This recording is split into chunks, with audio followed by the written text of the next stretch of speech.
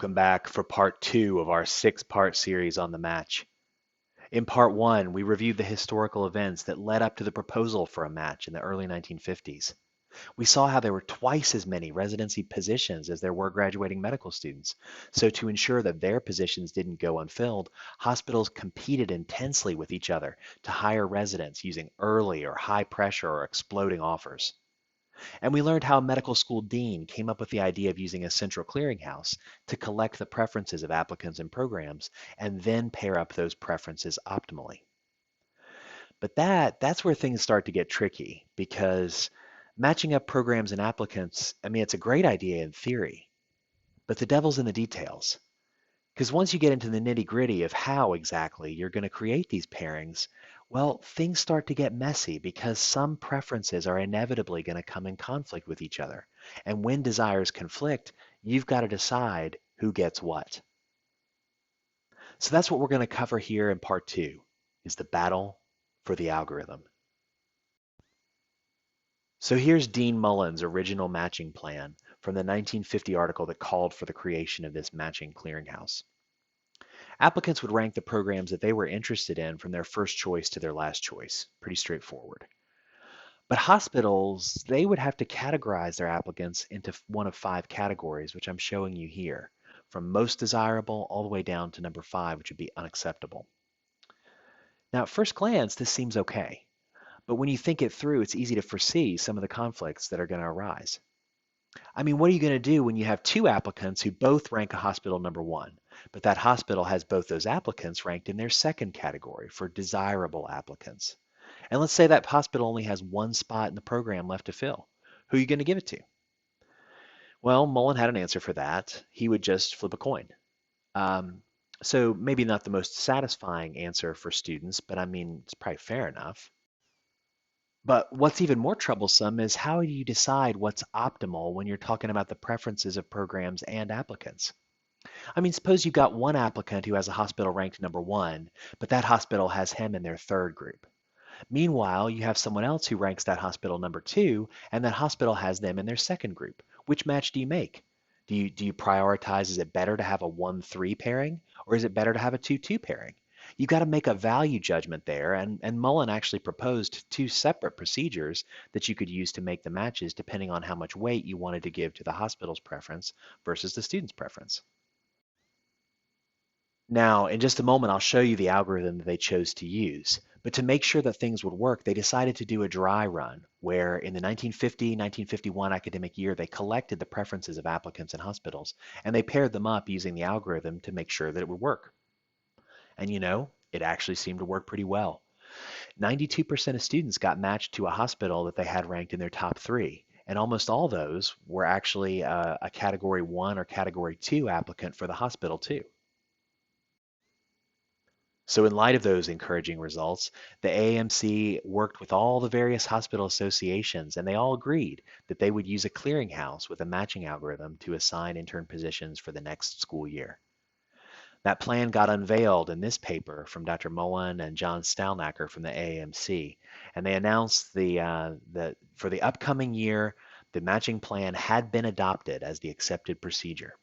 There was just one thing left to do: inform the medical students that this is how it's going to be. And this right here is where we get to meet our first unsung hero of the match, Dr. William Hardy Hendren III. The photograph here is of Dr. Hendren when he was in his 60s. It comes from a 1993 book called The Work of Human Hands.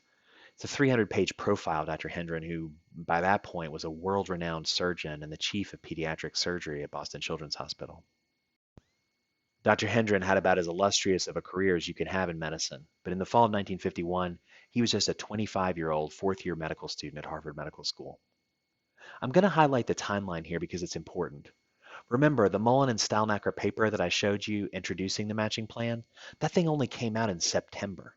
And the AMC proposal required that schools inform their students of the plan by October 15th. And so it came to pass on that very day, October 15th, 1951, that the dean of the Harvard Medical School, Dr. George Packer Berry, called an assembly of the fourth-year students to explain to them how this matching plan was going to work and tell the students that they needed to send a $2 check to the clearinghouse by November the 1st. During his presentation, Dean Barry showed the students how the matching algorithm was going to work. Here it is as it appeared in the Mullen and Stalnaker article in 1951. Basically, the algorithm took each hospital's ranking of student and each student's ranking of hospital, and it assigned matches in the following order of priority. So for instance, first you'd go through and match up every hospital and student that matched each other as a 1-1 pair. Next, you looked at the remaining students in hospitals and you matched up all those in which the hospital had ranked the student number 2 and the student had ranked that hospital number 1. Then you went on to pairs of applicants where the hospital ranked as number 1, but students ranked as number 2.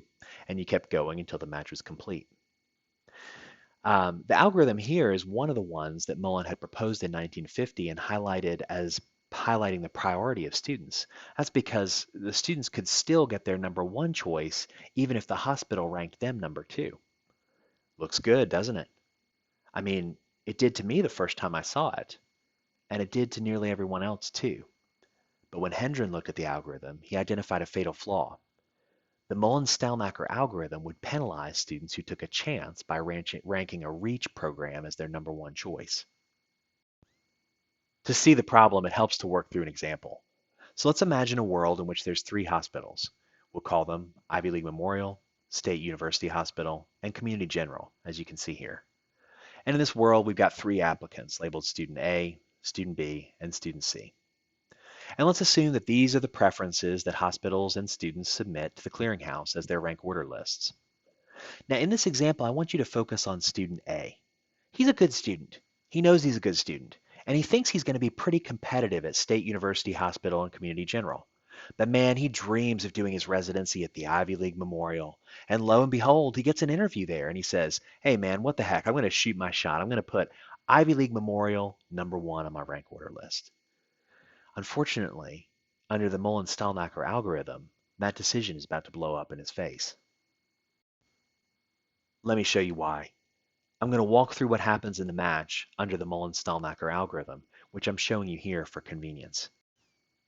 The first step of the algorithm is to look for 1-1 matches. And if we look through, there is actually one pair of hospital and student where they both have each other ranked number 1. That's Ivy League Memorial and Student B. So we're going to pair them up. That's a match. Next, we go on to 2-1 pairings. And if we look through, indeed, there's one of these also. State University Hospital has Student C ranked number 2. Student C has State University Hospital ranked number 1. So we're going to pair them up. Now they're a match. Next, we move on to 1-2 pairings, but there aren't any. So we move on to 2-2 pairings. Again, there are none. 3-1 pairings, 3-2, 1-3. We get all the way to the 8th round of 2-3 pairings before we can finally match up Community General and Student A as a 2-3 pair. Now, this is a problematic outcome for 2 reasons. In the first place, Student A got penalized for being honest about his true preferences. By honestly taking a shot at his dream program by ranking Ivy League Memorial number 1, he ended up tumbling down his rank order list all the way to the bottom. If instead he had strategically placed State University Hospital number 1 because he thought he was likely to match there, he would have matched as a 1-1 pair. Instead, he got his last choice. The second problem, though, is that actually State University Hospital got penalized too because the applicant that they matched, Student C, was somebody that they actually had ranked lower than Student A. In other words, both State University Hospital and Student A would have preferred a different match to the one that the algorithm assigned. In technical terms, this match is unstable. That's a point that we're going to return to later in this video. So after Dean Barry explained how the algorithm worked, Hendren describes working through all this in his head and realizing the flaw that we just demonstrated. So he went to the chalkboard and he worked out a similar example in front of the class. Now here, historical accounts differ a little bit, and I need to at least acknowledge that. In his account, Hendren says that he recognized the flaw on the spot, right after the dean presented the algorithm. But there's actually a published account of some of the events that I'm about to describe that came out in the mid-1980s in the Columbia Physicians and Surgeons Alumni Magazine. And that article suggested that it was actually a group of Columbia medical students who first recognized a flaw in the algorithm and began to advocate against it. In fact, in subsequent correspondence, one of those Columbia students, Dr. Leslie DeGroot, recalled that he contacted the president of the senior class at Harvard to let them know about the inequities of the algorithm. Now, that doesn't necessarily contradict Hendren's account. He may very well have independently found the flaw in the algorithm, but it could also be that that his friend Bob Dudley, the Harvard class president, tipped him off, or that he even nominated him to express the concerns to the dean because Dean Barry was well known as a stern and intimidating figure. And Hendren was no pushover. He might have been just a fourth-year medical student, but the man had served as a pilot in the U.S. Navy during World War II. Throughout his career, he was never known to back down from much of anything. So regardless of how that initial flaw was discovered, it was Hendren who went up to the blackboard in 1951. And this is what happened next, taken from his own account in the journal Surgery in 2017. Quote, true to his reputation, Dean Packer denied there was a problem. The 1950 dry run had proved that nearly all students would get their first or second choice. Hendren went to the blackboard and contradicted the dean. Still not understanding and growing more irritated, Barry repeatedly interrupted the student. Dr. Barry, I don't mean to be rude, but you've had 45 minutes to talk, Hendren said. I need 10 minutes. I can't present this idea if you keep interrupting me. Alongside the dean was an associate dean who said, you know, George, I think this young man may have something here. The students laughed loudly in response. Barry grew visibly angry. As president of the AAMC in 1951-1952, the year of the first intern match, the dean was invested personally in its success. Flawed or not, the plan had been accepted by the medical schools and the hospital associations. It had taken hundreds of hours of committee work, countless long-distance telephone calls, and a budget of $100,000, almost $1 million in current value. It was simply too late to make changes in the plan for the upcoming year. Nevertheless, Hendren persisted. He asked for a show of hands. Is there anybody in the room who does not agree with what I just said? They all did. It was all too much for Barry. I don't care if any of you get an internship, he hissed and stomped out, slamming the door. Dumbfounded, the students slowly realized that their meeting had ended. End quote. Things moved quickly after that. Remember, this is mid-October. Interviews were coming up soon. The first match day was scheduled to occur on March 15th. There wasn't much time, but the students agreed that they had to either scrap the matching algorithm or they had to come up with an alternative. They quickly settled on a two-pronged approach. First, the Harvard students, or maybe the Columbia students, led by Dr. DeGroot, contacted Mullen and Stalnaker and they demanded a meeting which would take place the following week in New York. Together, those students rushed to inform students at all the country's other medical schools about the problem with the matching plan, and they invited them to attend the meeting. Even this was not a trivial task because students were working on a tight timeline in an era of snail mail, telegram, and less than uniform access to long-distance telephones. Still, the students managed to contact student representatives at almost every one of the country's 79 other medical schools, and 43 of them sent representatives to the meeting which occurred a few days later in New York. The New York Times from Monday, October 22nd, 1951, actually included some coverage of the students' meeting with the AAMC. It was clear that the majority of students were opposed to the new plan, but what should be done instead? Instead of the Mullen-Stalnaker algorithm, Hendren proposed that the clearinghouse should use a different algorithm. It would be a modification of a matching plan that had been used locally to assign rotations and internships among Boston's major teaching hospitals. Hendren's proposal came to be known as the Boston Pool Plan, and its intent was essentially to allow students to hold the best offer that they received until or unless a better offer came along.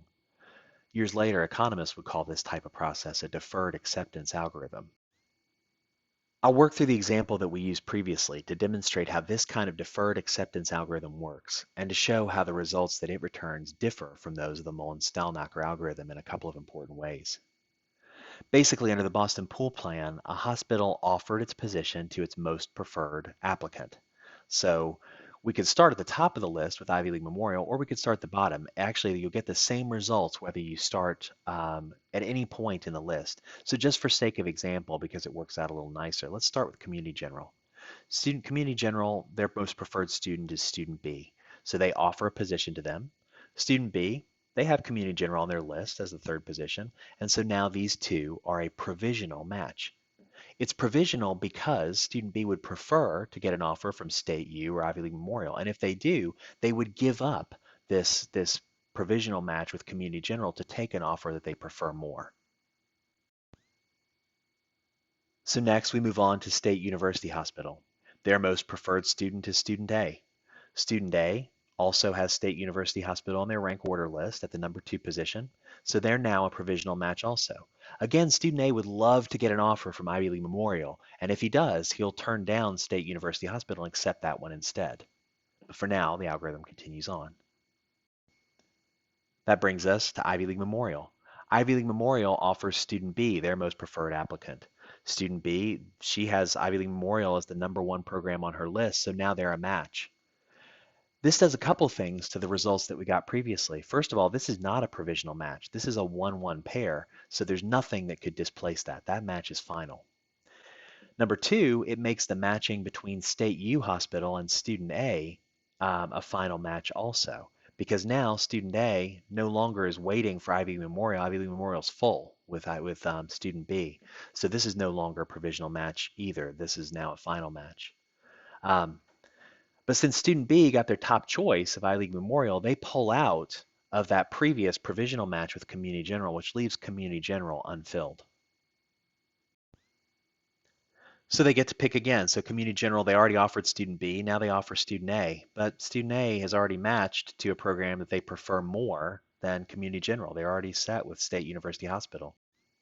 So they have to go to the third person on their list, student C. They make an offer to student C. Student C accepts because State U Hospital is already full. That's a final match. And these are the final pairings that the Boston pool plan would assign. There's at least 3 important points to make about these results. The first one I already made, which is that the results that you get are independent of the order in which you start the algorithm. You get the same one whether you run it forward or reverse. It'll always end up the same way. Number 2 is that there's no penalty now for ranking your true order of preferences. Student A put Ivy League Memorial number 1. Ivy League Memorial never came looking for him, so he ended up at his second choice. But he was not penalized like he was under the Mullen Stalnaker algorithm. Finally, the matching that results from the Boston pool plan is stable matching. That does not mean that everybody gets their top choice, but it means that there's not a pair of hospital and applicant where both of them want something different than what the match assigned. If you didn't get your top choice, it's because your top choice wanted someone else other than you. So clearly the Boston pool plan seemed to be a better plan than the Mullen-Stalnaker algorithm, but what was unclear was whether this plan could practically be run. I mean, remember, this is 1951 and computing power was not what it is today. The Mullen-Stalnaker algorithm was easy to set up to run on a punch card machine like this one because the computer just had to go through the lists and look for the particular pairings that were specified. But running something like the Boston pool plan gets a little trickier because of all those provisional acceptances. You know, trying to do it by hand with 6,000 applicants would be a logistical nightmare. Hendren had to make sure the plan could actually work, and to do this, he went to the head of accounting at the Massachusetts General Hospital, who was actually an old naval aviator as well, and they worked out how to set up punch cards to make a large match work. To be sure, Hendren made up a test match of 10 hospitals and 100 students. He tried it out. It worked like a charm. Naturally, of course, at the meeting in New York with Mullen, Stalnaker, and Dean Barry, Hendren proposed using the Boston pool plan, and the AMC executives and deans said, oh, no, no, no, that can't be done. And they had actually brought in an expert from the IBM Corporation to express as much to the students. Of course, when that guy stood up and said so, Hendren stood up and presented him with the set of 100 punch cards that he'd created, and he asked them to examine him. And when the IBM man did, he admitted that, yeah, it could be done. So after the meeting in New York on November 2nd, 1951, ballots were mailed to all the schools and the students were asked to choose their preference between the old cooperative plan, the new Mullen-Stalnaker algorithm, Hendren's Boston pool plan, or no plan at all, just the free market. Ultimately, the Boston pool plan won with 55% of the vote. In June of 2006, Dr. Hendren was interviewed at his home in Duxbury, Massachusetts for the American Academy of Pediatrics Pediatric History Center Oral History Project. Among many other things, he discussed his recollection of the events in the fall of 1951, and so I'm going to pick up the story now using his own words.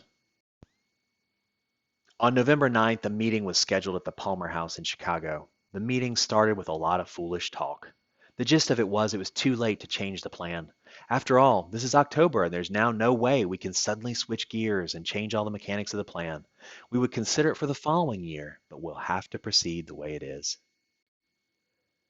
I quietly said to them, if you don't change the plan, it will be the end of the plan. I have votes from 95% of the students in the country. The vast majority will go along with the plan only if the obvious mechanical changes that we have proposed are made. These same students have said they're going to bolt if you don't change the plan. We're not going to sacrifice our futures because of the errors that you all have made in setting up the plan the way that you have. Things were quiet until March 14th. I was on medicine at the Brigham when I was summoned to go to the dean's office. There was George P. Barry sitting in his chair looking very important and philosophical and very angry. He said that he had reason to believe the plan was going to blow up tomorrow. He added that if that prediction became true, he would hold me personally responsible for having created the opposition to the plan that they had put together, and that I would not graduate from the Harvard Medical School. The next morning, the plan worked beautifully. Dean Barry began to get congratulatory telephone calls and telegrams from all over the country from other deans extolling how well the plan had worked, how their classes were all matched within 3 or 4 runs of the machine, and everybody was amazed at how well it had run. He never apologized to me. It was true. The first match was a big success. Almost 98% of students matched, and of those, 84% got their first choice. 97% got one of their top 3 choices. Hospitals did well too, with the vast majority of their matched applicants coming from those that the hospital had declared as being their first choice. And thus, the algorithm that Hendren and his fellow students proposed became the algorithm that would be used to match students in programs for the next several decades. It is not, however, the algorithm that's currently used by the NRMP to assign matches. And to learn why, come back for part 3. Thanks for listening.